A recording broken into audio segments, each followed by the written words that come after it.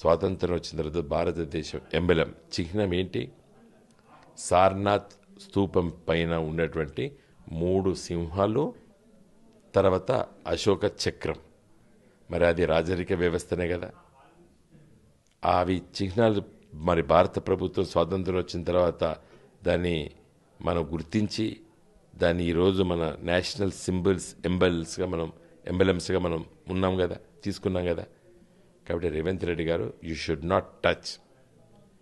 అది తెలంగాణ ప్రజల గర్వకారణం. కాకతీయుల తోరణం, గేట్వే, అదేవిధంగా చార్మినార్.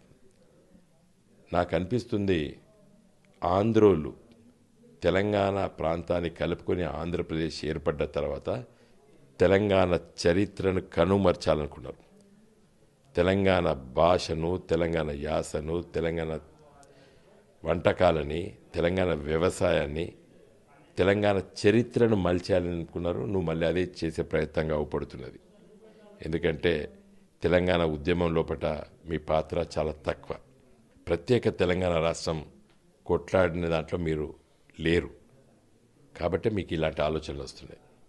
మాకు చాలా బాధేస్తుంది. నేను మిమ్మల్ని విజ్ఞప్తి చేస్తున్నాను, కోరుకుంటున్నాను. తోరణము, చార్మినార్ను ఎట్టి పరిస్థితుల్లో మీరు ముట్టుకోవద్దు.